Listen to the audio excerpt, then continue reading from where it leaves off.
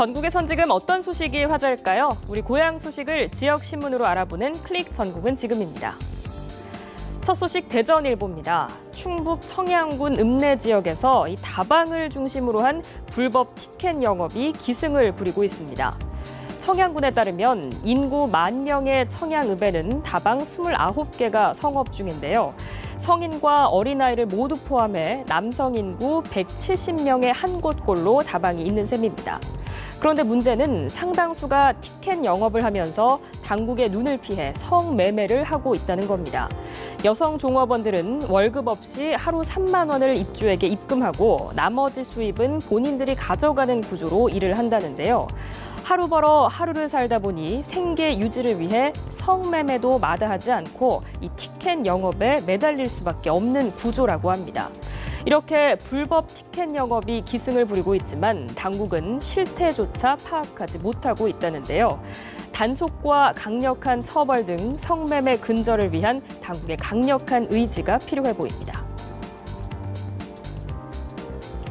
다음 소식은 부산일보입니다.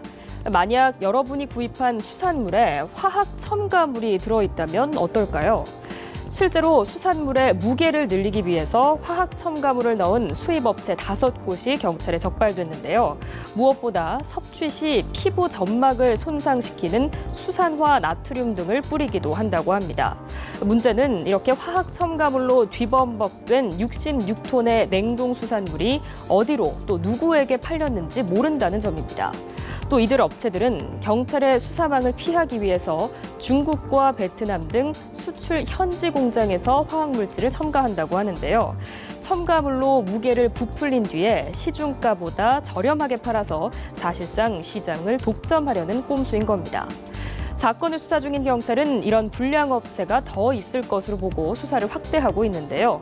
먹는 걸로 장난치는 이런 소식이 다시는 들리지 않도록 강력한 처벌 등의 대책 마련이 필요해 보입니다. 마지막으로 매일신문 소식입니다. 대구 시민들은 겉으로는 보수적인 정서를 가지고 있어서 이 성형수술에 대해서 부정적인 반응을 보였지만 실제로는 외모에 관심이 많고 성형수술을 받는 비율도 다른 지역보다 높게 나타났다고 합니다. 한국갤럽 조사에 따르면 대구 경북의 경우 응답자의 15%가 성형수술을 고려한 적이 있다고 밝혀서 21%로 나타난 인천이나 18%인 서울에 비해 비율이 낮았는데요. 하지만 성형수술 경험을 묻는 질문에는 9%가 있다고 답해서 서울이나 경기 지역보다 높았습니다. 의료진에 따르면 대구 경북 지역민들의 이 같은 이중적인 태도는 수술을 하러 와서도 드러난다고 하는데요. 막상 성형수술을 원하면서도 첫 번째 조건은 바로 티가 안 나게 해달라는 것이었다고 합니다. 지금까지 생생한 지역 소식을 전해드린 클릭 전국은 지금이었습니다.